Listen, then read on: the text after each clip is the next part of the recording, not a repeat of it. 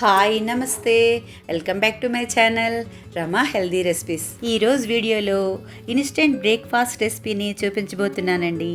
ఇంట్లో ఇడ్లీ పిండి దోశ పిండి ఏమీ లేనప్పుడు ఇలా సింపుల్గా ఇన్స్టెంట్గా అప్పటికప్పుడు చేసుకునే గోధుమ పిండి దోశలని చూపించబోతున్నానండి. ఈ దోశలు చాలా ఈజీగా చేసుకోవచ్చు, టేస్ట్ కూడా చాలా బాగుంటాయి. ఈ విధంగా చేస్తే ఆనియన్ టమాటా ఫ్లేవర్తో క్రిస్పీగా చాలా టేస్టీగా ఉంటాయి. ఈ దోశలతో నేను ఆనియన్ చట్నీని సర్వ్ చేస్తున్నాను. అది కూడా ఎలా చేయాలో చూపించబోతున్నాను. ఈ ఉల్లిపాయల చట్నీ ఇడ్లీ దోశ మా ఇలా ఏ బ్రేక్ఫాస్ట్లోకైనా సరే చాలా బాగుంటుంది. రెండు ఇప్పుడు ఎలా చేయాలో చూద్దామా. ముందుగా ఒక మిక్సింగ్ బౌల్ తీసుకొని అందులోకి ఒక కప్పు దాకా గోధుమ పిండిని తీసుకుంటున్నాను. ఇందులో 2 స్పూన్స్ బియ్యం పిండి వేసుకోవాలి. నెక్స్ట్ 1 స్పూన్ బొంబాయి రవ్వ యాడ్ చేసుకోవాలి, సూజీ అంటాం కదా అది. నెక్స్ట్ జొన్న పిండి ఒక 2 స్పూన్స్ వేస్తున్నాను. జవార్ ఫ్లోర్ అది కూడా 2 స్పూన్స్ వేసుకుంటే అది హెల్త్కి కూడా మంచిది, టేస్ట్ కూడా చాలా బాగుంటుంది. నెక్స్ట్ రుచికి సరిపడా ఉప్పు వేసుకోవాలి. ఉప్పు వేసుకున్న తర్వాతని కొంచెం జీలకర్ర, కొంచెం క్రష్ చేసి జీలకర్ర వేస్తున్నాను. ఇవన్నీ వేసుకున్న తర్వాతని టేస్ట్గా ఉండడం కోసం, దోశ బాగా రావడం కోసం పుల్లటి పెరుగు 1/2 కప్ వేస్తాను. వేసిన తర్వాత నీళ్ళు అలాగ ఎక్కువగా వేసేసుకోవాలి. ఒక 2 బౌల్స్ నీళ్ళు వేసుకొని దీంతో ఇప్పుడు బాగా ఇస్కర్తో బాగా కలపాలి. బాగా ఉండలు లేకుండా బాగా కలుపుకోవాలి. వాటరు కొంచెం కాకుండా ఒకేసారి ఇలా ఎక్కువగా వేసుకోవడం వల్ల ఉండలు కట్టకుండా పిండి చాలా బాగా వస్తుంది. పిండి అంతా బాగా కలిసిన తర్వాత మూత పెట్టేసి ఒక అరగంట సేపు పక్కన పెట్టుకోవాలి. ఈ పిండి నానిన టైంలోని మనం చట్నీ ప్రిపేర్ చేసుకుందాం.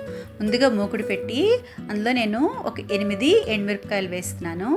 8 ఎండుమిరపకాయలు వేసుకున్న తర్వాత మన కారాన్ని బట్టించి 8 కానీ 10 కానీ వేసుకోవచ్చు. 8 మిరపకాయలు వేసిన తర్వాతనే ఒక టేబుల్ స్పూన్ ధనియాలు, కొంచెం 1/2 స్పూన్ జీలకర్ర వేసాను. కొంచెం బాగా ఎర్రగా వేగిన తర్వాత కొంచెం ఎర్రగా వేగాలి. వేగిన తర్వాతని ఒక బౌల్లోకి తీసుకొని వీటిని పక్కన పెట్టుకుందాము. పెట్టుకున్న తర్వాత ఇప్పుడు అదే మూకుడులో 2 స్పూన్స్ ఆయిల్ వేసుకొని 3 ఉల్లిపాయలు తీసుకొని వాటిని చిన్న ముక్కలుగా కట్ చేసుకొని ఆయిల్లో వేసి కొంచెం ఎర్రగా వేయించుకోవాలి. ఉల్లిపాయలు ఎర్రగా వేగడం కోసం 1 స్పూన్ సాల్ట్ వేసుకుంటే ఉల్లిపాయలు బాగా ఎర్రగా వేగుతాయి. మంటని మీడియం ఫ్లేమ్లో పెట్టుకొని కొంచెం బాగా ఉల్లిపాయలు ఎర్రగా అయిన వరకు వేగనివ్వాలి. అలా వేగిన తర్వాత ఒక 2 టమాటాలు కట్ చేసుకుని టమాటా ముక్కలు కూడా వేస్తున్నాము. టమాటా ముక్కలు వేసుకొని రెంటిని బాగా కలుపుకొని మూత పెట్టుకొని 2 నిమిషాల పాటు బాగా మగ్గనివ్వాలి. కొంచెం మగ్గిన తర్వాతని మళ్ళీ కలుపుకుంటూ టమాటాలు బాగా మగ్గించుకోవాలి. ఇవి మగ్గే లోపుని ధనియాలు ఎండుమిర్చి వేసుకున్నాం కదా, అవి మిక్సీ గిన్నెలో వేసుకుని దాంట్లో కొంచెం ఆమాత్రం చింతపండు వేసుకోవాలి. చింతపండు వేసుకుని ఆమాత్రం బెల్లం కూడా నేను వేస్తున్నాను. మీకు ఇష్టం ఉంటే వేసుకోవచ్చు, లేదంటే బెల్లం మానేయవచ్చు, మీ ఇష్టం. వేసుకుంటే టేస్ట్ చాలా బాగుంటుంది. వీటిని ఇలా మెత్తగా పేస్ట్లా చేసుకోవాలి. ఈ పేస్ట్ని ఉల్లిపాయలు టమాటాలు బాగా మగ్గిపోయాయి కదా, బాగా మగ్గిన తర్వాతని దీంట్లోని ఈ పేస్ట్ని వేసేసుకోవాలి.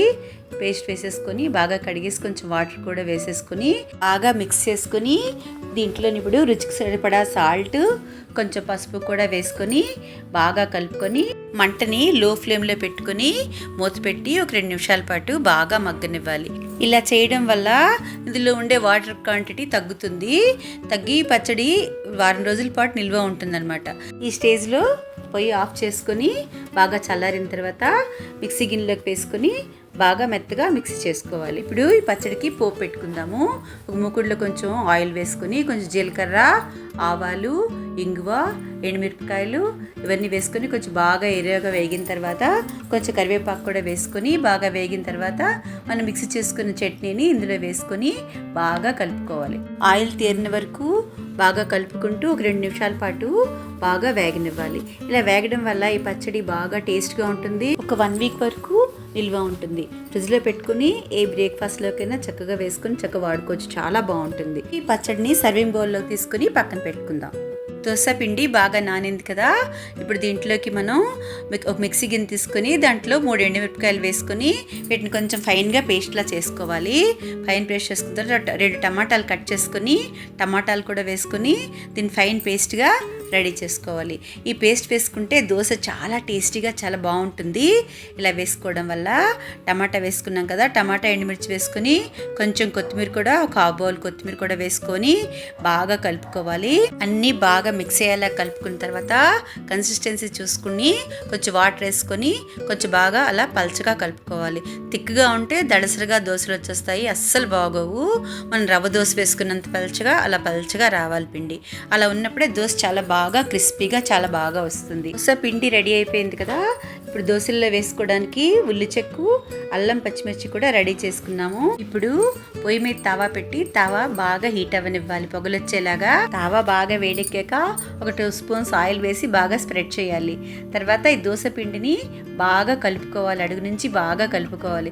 ప్రతి దోశకి కూడా కలుపుకుంటూ వేసుకోవాలి. ఇప్పుడు పెనం మీద కొంచెం అల్లం, పచ్చిమిర్చి, తర్వాత కొంచెం ఉల్లిచెక్కు కూడా వేసుకొని దాని మించి పల్చగా వచ్చేలాగా ఈ దోశ వేసుకోవాలి. చుట్టూ కొసలమ్మట ఇలా దోశపిండి అలా వేసుకుంటూ రావడం వల్ల అంచుల మధ్యలో మాడిపోకుండా దోశ బాగా వస్తుంది, బాగా కాలుతుంది. అందువల్ల అలాగా అంచుల నుంచి కూడా వేసుకుంటూ కొంచెం కొంచెం ఫిల్ చేసుకుంటూ అలా రావాలి. ఇలా వేసుకోవడం వల్ల దోశ చాలా పల్చగా క్రిస్పీగా చాలా బాగా వస్తుంది. దోశని హై టు మీడియం ఫ్లేమ్లో పెట్టుకొని మళ్ళీ మరి 2 టైమ్స్ ఆయిల్ వేసుకొని బాగా ఎర్రగా కాలనివ్వాలి. ఇలా ఎర్రగా కాలిన తర్వాత ఈ దోశని టర్న్ చేసుకోవాలి. టర్న్ చేసుకుంటే చూసారా, టర్న్ చేసుకుని కూడా మరొక 1 సెకండ్ కాలడం వల్ల దోశ బాగా టేస్ట్గా చాలా బాగా వస్తుంది. చూసారా, కరకరలాడే గోధుమ పిండి దోశ రెడీ అయిపోయింది. మరొకసారి గోధుమ పిండి దోశలు ఎలా వేసుకోవాలో చూద్దాం. పెనం బాగా కాలింది కదా, దాంట్లోని ఒక 2 స్పూన్స్ ఆయిల్ వేసుకుని బాగా స్ప్రెడ్ చేసుకోవాలి. దాంట్లో కొంచెం అల్లం తరుగు, కొంచెం పచ్చిమిర్చి కూడా వేసుకొని దాంట్లో పైన ఉల్లిచెక్కు కూడా బాగా వేసుకున్న తర్వాతని బాగా ఎర్రగా కాలుతున్న పెనం మీదని ఇప్పుడు మనం పిండి బాగా మరొకసారి కలుపుకొని దోశ వేసుకోవాలి. చుట్టూ అలా కొసల నుంచి వేయడం వల్ల మధ్యలో మాడిపోకుండా దోశ చాలా బాగా వస్తుంది, పల్చగా కూడా వస్తుంది. ఇలా వేసి మధ్యలో అక్కడక్కడ మిగిలిన ఖాళీలని కొంచెం లైట్గా ఫిల్ చేయాలి. అలా ఫిల్ చేసిన తర్వాతని కొద్దిగా మళ్ళీ ఆయిల్ బాగా ఒక 2 స్పూన్స్ ఆయిల్ వేసుకొని బాగా ఎర్రగా కాలనివ్వాలి. బాగా ఎర్రగా కాలిన తర్వాతనే దోశని ఫ్లిప్ చేసుకొని రెండో పక్క కూడా బాగా కొంచెం సేపు కాలిన తర్వాత తిప్పుకొని సర్వింగ్ ప్లేట్లోకి తీసుకోవడమే. ఉల్లిపాయ టమాటా ఫ్లేవర్తో క్రిస్పీగా చాలా టేస్టీగా రవ్వ దోశల్లాగే ఉంటాయి, చాలా టేస్టీగా ఉండే గోధుమ పిండి దోశ రెడీ అయిపోయింది. ఈ దోశల్ని అప్పటికప్పుడు చాలా ఈజీగా చేసుకోవచ్చు కదా. ఇది ఉల్లిపాయ చట్నీతో చాలా బాగుంటాయి, ఆవకాయతోనైనా దేనితోనైనా సరే చాలా ఈజీగా తినొచ్చు, చాలా టేస్ట్గా ఉంటాయి. ఈ దోశల్ని మీరు కూడా ఒకసారి ట్రై చేసి చూడండి. ఎలా కుదిరాయి అన్నది కామెంట్ సెక్షన్లో నాతో షేర్ చేయండి.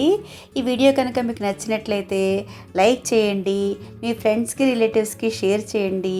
మరిన్ని టేస్టీ సింపుల్ హెల్దీ రెసిపీస్ కోసం రమా హెల్దీ రెసిపీస్ ఛానల్ని సబ్స్క్రైబ్ చేసుకోండి. Thank you for watching. Thank you.